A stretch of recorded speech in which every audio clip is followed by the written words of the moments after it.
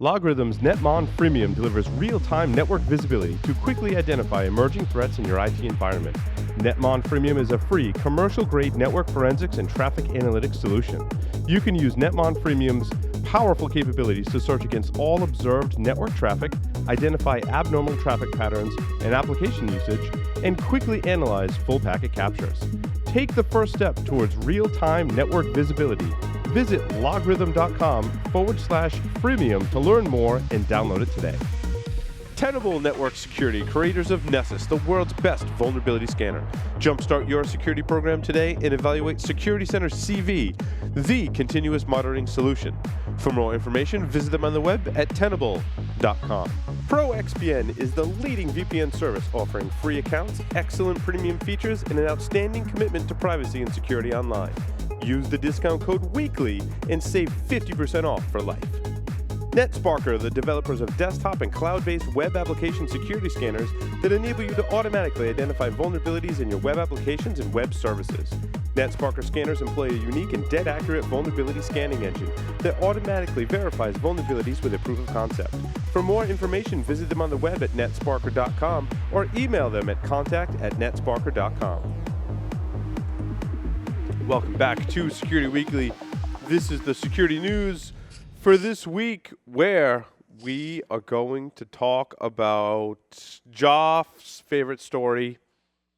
New cloud attacks take full control of virtual machines with little effort. Rowhammer has made its triumphant return with respects to cloud computing. Joff, I want to get your take on this because I thought it was probably the most interesting story. Jeff, I want your take on it too. I think you're absolutely right. This is the most interesting story of the week.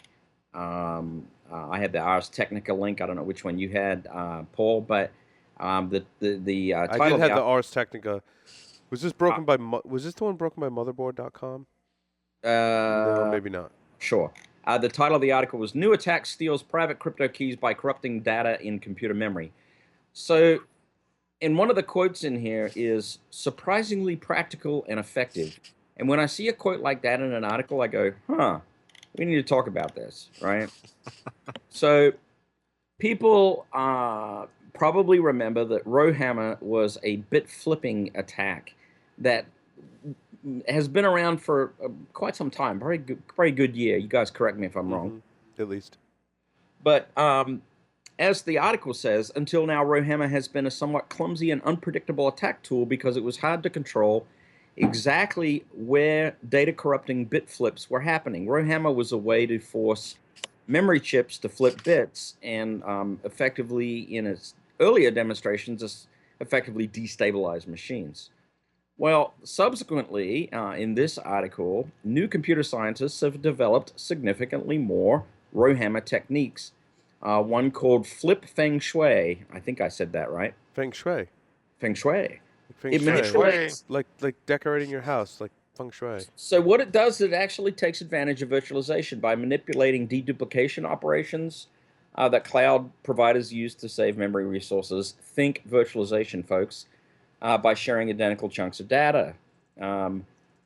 So the prior work that they've done has demonstrated that co-hosted VMs can actually spy on each other to a certain extent. Cryptographic keys can be leaked. But this attack is actually fundamentally more damaging and the first of its kind, quoting out of the article, Ben Grass of, I don't even know how to pronounce that, Vrije Universiteit Amsterdam. But they can effectively, reliably corrupt memory of a target VM in a very precise and controlled way. This is a big, big change. So how do you like that cloud storage of data now? I'm not liking that cloud storage data so much now, right? My issue with this attack is I think it's awesome. However, it is awesome. How do you target this attack? Yeah, so good question, right? It's one of those scientific theoretical things that's worked. I mean, I hate to sound like Michael Santarcangelo, right? Like, you know. Yeah, what problem are we trying to solve? How tall do you need to be to ride the ride? And so, like, what do I tell my CSO about this attack? Like, so if we're hosting stuff in the cloud, someone could eventually stumble upon and create and purchase a cloud VM that shares memory with ours and then execute this attack and take it over. But how would they? Well, How would Well, you so know so that? that'll never happen. one of I mean, these things, one of the Well, I things wouldn't say that, never. I mean, it could happen, but do it's we not. care about if it's a theoretical attack? I have this But argument in well, house it's all more the than time. that. but it's not the attack is not so much the attack is very practical from what I read from this article. However, how you target it is very interesting in that in virtualization or I should say cloud providers, I don't get to choose hey, I'm targeting a big financial institution because I'm going to do my big Mr. Robot hack. So I want to purchase 10 VMs that in the cloud that are next to and sharing memory with financial institutions. Well, I I will don't know how point you out, pull that off. I mean, this is a cloud provider requirements unless I'm question. wrong, unless someone, please write it. If you know how to do that, please write me.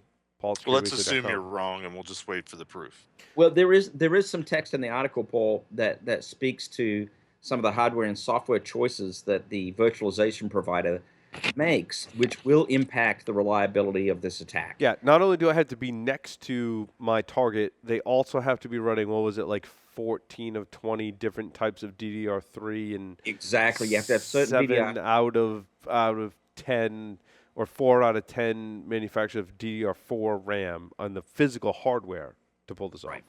Yeah. Right. And Yeah, that, but with the proliferation of cloud and virtualization, doesn't that increase the odds that the whatever the conditions are actually will show up?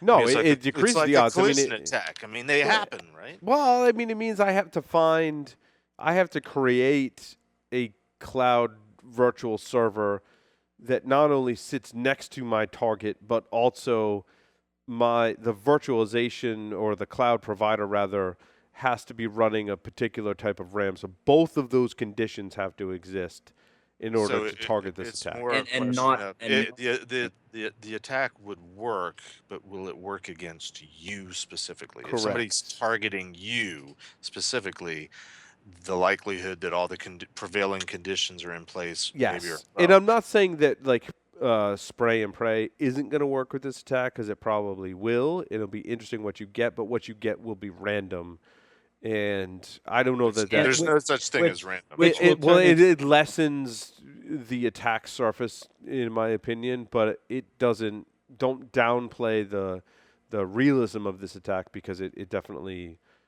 is possible. It's not theory. From what Well, I read, Joff, you're backing me up on this point, right? well, the two mitigations mentioned, just to throw it out there. One was error correcting RAM, right, which will mitigate this. The other one was in the virtualization infrastructure, disabling the memory deduplication feature.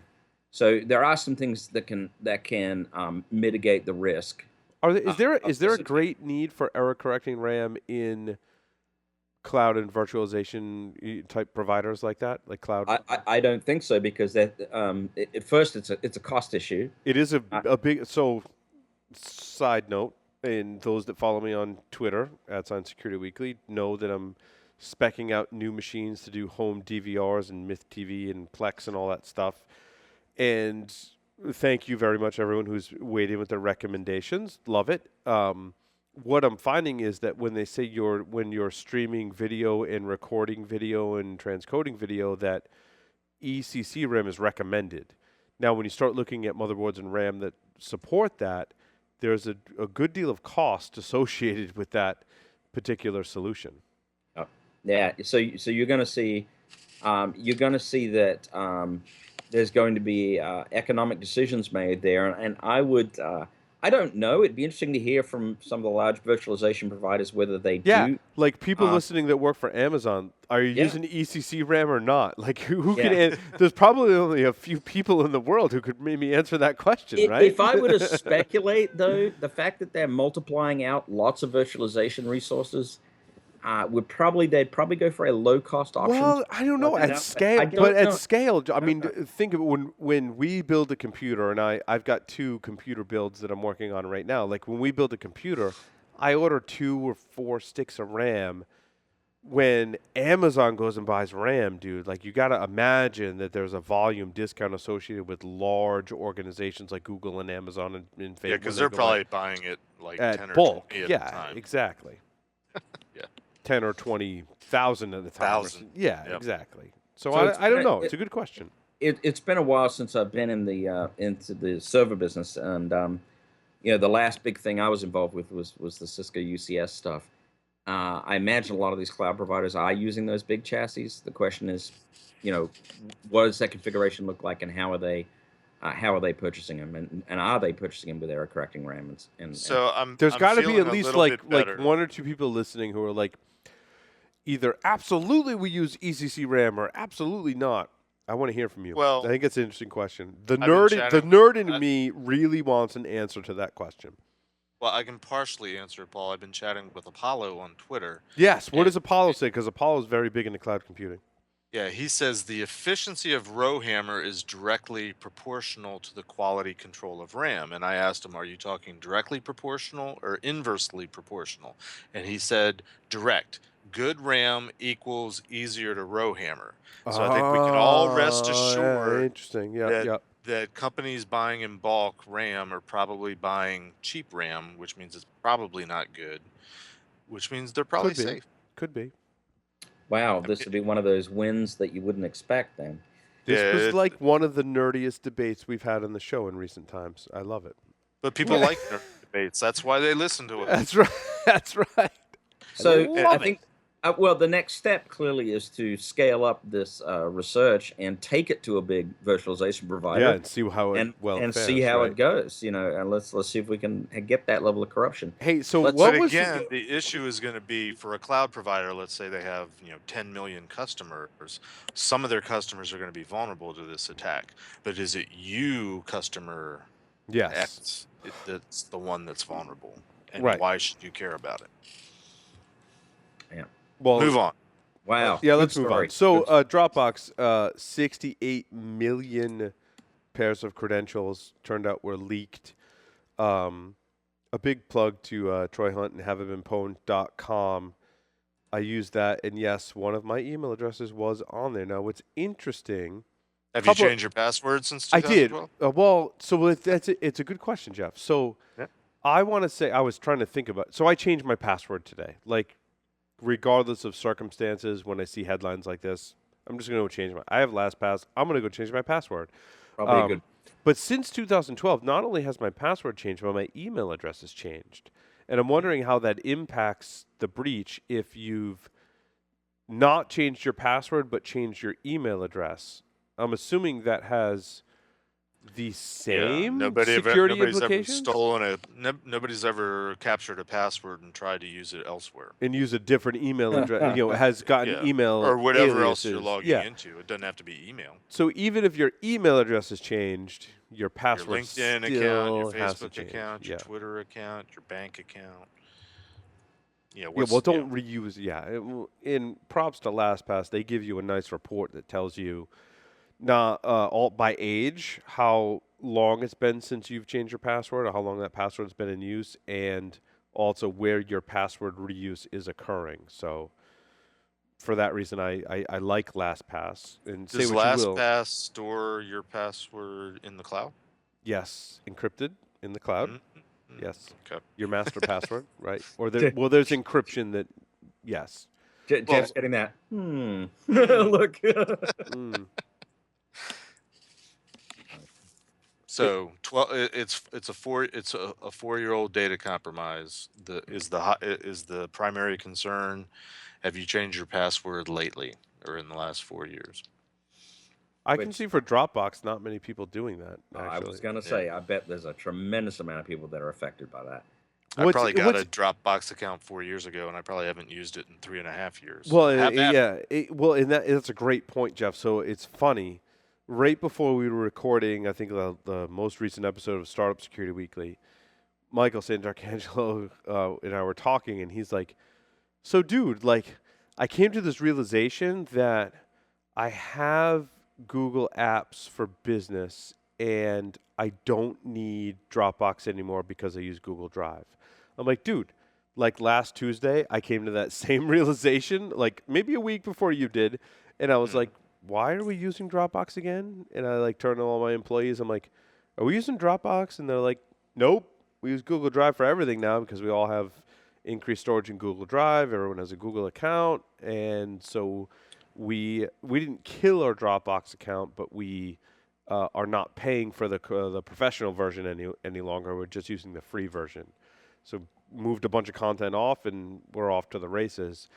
I kind of feel bad for the Dropbox business model. They've been kind of trumped by the big player, in the industry. But yeah.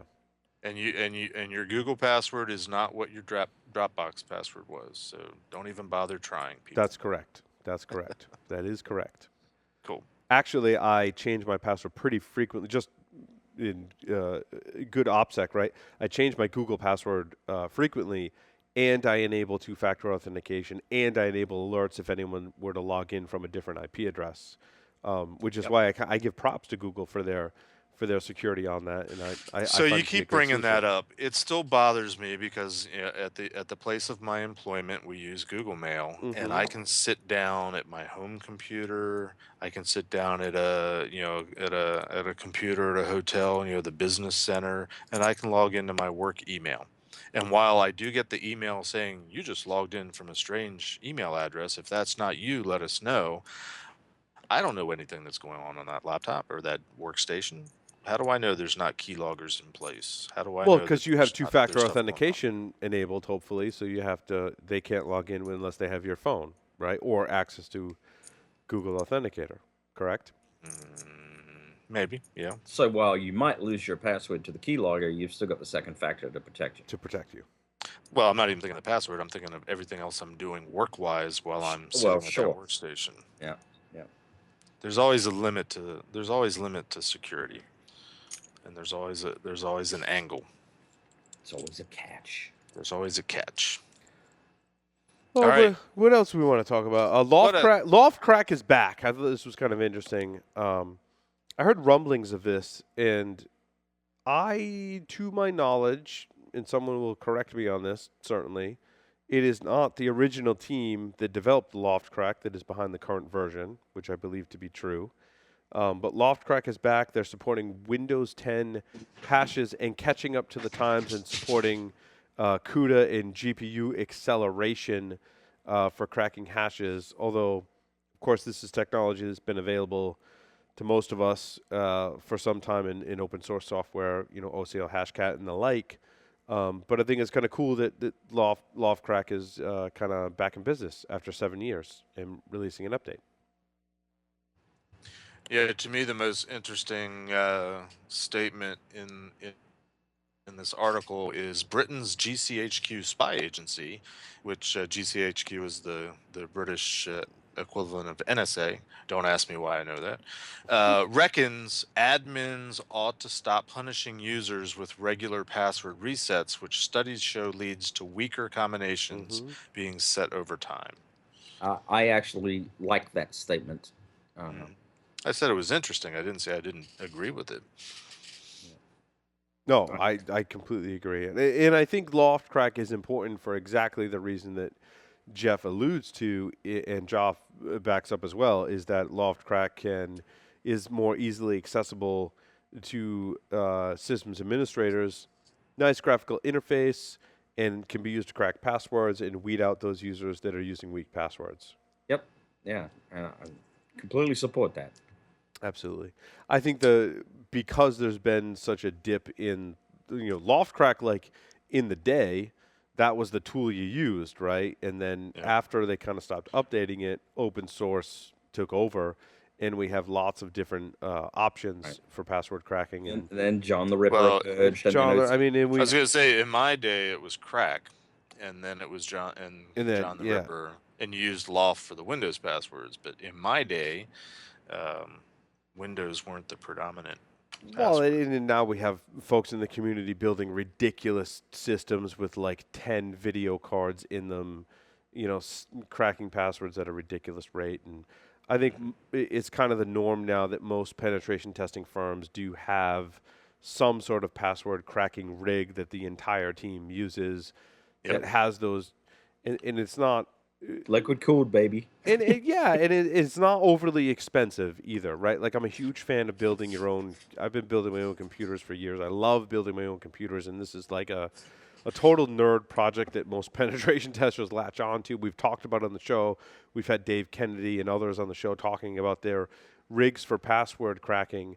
I think we've solved this problem, but to have it be more accessible in Loftcrack, I think, is also important. So it is kind of fun to see that Loftcrack is back. Yeah. I wonder if Space has any involvement in it. I don't think I don't think I don't remember for certain. And I think I asked that question when we did the panel with them. He was. I don't think he was involved in the original Loftcrack. I think that was. It was other certain members that were. Yeah. Yeah. What else do we want to talk about? Did you guys read the most absurd internet privacy class action lawsuit? I didn't catch that. It ties back to Yahoo. So the thing was, in 2013, Yahoo announced that it would begin scanning users' email for targeted advertising options, just as Google does. So then class action lawsuits were filed claiming violation of personal liberties of non-Yahoo email users because non-Yahoo Mail users who have sent mail to Yahoo users were having their email scanned without their permission. It sounds like Google rehashed. It's just absurd. Crazy. But there was a settlement. Can we talk about encryption yet? Let's talk about encryption. Come on, let's talk about it. Let's do it. Go, Jeff. I'm gonna go. This story was brought to our attention courtesy of Jack, who is missing from the conversation this evening. Wherever you are, Jack, we're gonna try to do this service for you. This segment is for you. This segment is for you, exactly. So, the title of the article: Increasing use of encryption technology causes more cyber attacks. Just that title gives most of us security professionals nausea immediately, I believe, and I think I can almost universally speak for everybody on that one. But anyway, the article goes on to say, a new report from A10 Networks in partnership with Ponemon Institute. Paul, you want to say anything about the Ponemon word? They just released ridiculous what would Jack say? Yeah. Highlighted the overwhelming challenges that IT professionals face in preventing and detecting attacks of encrypted traffic inside and outside their organization's networks. Okay, all of that notwithstanding, this article says nothing, absolutely nothing, about the positive impact that encryption has on our lives every single day and the necessary, absolutely 100% necessary reason that it exists for transacting securely across the internet. This article is absolutely ridiculous. It's garbage. So one statement they say, and I don't understand what this means. Nearly half of respondents, 47%, said a lack of enabling security tools was the main reason for not inspecting decrypted web traffic. Insufficient resources and degradation of network performance closely followed. But then they say, during the past year, 80% said their organizations were victims of a cyber drink attack or malicious insider, and then nearly half said that attackers used encryption to evade detection. This is like just completely random sentences with random numbers thrown together in a freaking article. What is this stuff? I don't know what is this article? Yeah, we're outraged, incensed. And this is just puke, and it's just hard to. It's like, let's go back through the studies and previous articles and just copy and paste a bunch of sentences together that say stuff, and people will read it, and we'll give it a fancy title. And I don't want to disparage the Why are we? Oh wait, there's more. 3/4 or 75% say their networks are at risk from malware hidden inside encrypted traffic that could steal employee credentials. Hey, let's. And they know that because why? They're decrypting the traffic, or yeah, let's deconstruct that sentence a minute. What the? It's just so ridiculous. But there's a lot of cool statistics in here. It sounds really bad. I should buy something. This might be in the top 5 of most ridiculous articles that we've ever covered on the show. Yeah. I'm really glad you found that. I'm really glad you need to think more strategically. But actually, there is a take-home point that we need to remember to talk about publicly with our people that don't understand technology, such as maybe our spouses, friends, families, neighbors, so forth. And that is, encryption is good. Encryption is good. There's this theme in media right now that encryption is the evil. It is not. It is not the evil. It's like anything. You can use something for good or you can use it for bad. It doesn't mean that thing shouldn't exist. Now, it's also not the silver bullet, and it's not the holy grail of No, it's not. If anybody could afford encryption. I mean, to me, what they're talking about is encrypted web traffic, which where I come from is called inline encryption. But when I think encryption, I'm thinking of encrypting payloads. Right. I'm encrypting data at rest. I'm encrypting data for long-term storage. I'm not encrypting, the session, the tunnel. Which is yet another reason. Which to me isn't really even encryption. It's something completely different. Well, I mean, that brings to light another reason why we take such offense at these articles. They do a complete disservice to the whole industry because they don't examine the issue. Oh my God, Joff, what is this article? Just you gotta read the you gotta be kidding. You gotta be kidding me. So, and I quote. It's the cybersecurity equivalent to the zombie marathon. As long as you can avoid being the slowest and outrunning the zombies, you minimize the risk. What Whoa. Who says that? Well, so-and-so who Someone say you have to go read the article. So if anybody has some positive comments what was about Jeff's T-shirt slogan? What was Jeff, what was your T-shirt slogan? What did I say earlier?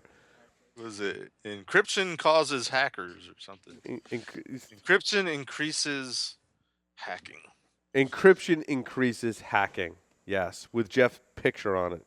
Encryption increases hacking or decreases security. I think it was decreases security. Encryption decreases security with Jeff Mann's picture on it. That is, and then a link to this article at the bottom of the T-shirt. Encryption. I see that. That is the title for this episode. Encryption decreases security. That is the title for this episode. Riley, make a note. Forget it. Encryption decreases security. But if we had that shirt, by the way, that is the equivalent. Wearing that in public, I see is very analogous to wearing the oh my God, I Hack Charities T-shirt. Let's drink 3 martinis. So, yeah. Wow. So if it starts a conversation, I want that T-shirt. We got to pick that. Keith heard us talking about this article, and he immediately came in the studio and made me another martini. He thinks your blood pressure's getting up. I'm out. You need to readjust your blood alcohol balance. Are we done with articles, or do we want to talk about any more, Paul? After that one, dude, we're done. I thought we were closing with encryption because where else can we go? Well, encryption decreases security. Everyone, you heard it here first. So whatever you Security do, Weekly. Don't encrypt because that's gonna that's bad. It's your security. Bad. Encryption is bad. Bad. Oh wow, you're gonna get emails on this one. I'm just saying. Thanks everyone for watching Security Weekly. I want to thank our very special guests for this episode: Katie Mazuris, Josh Corman, Job Thayer, Jeff Mann. Thanks everyone for helping with this episode. And remember, encryption decreases security. Over and out. See you guys.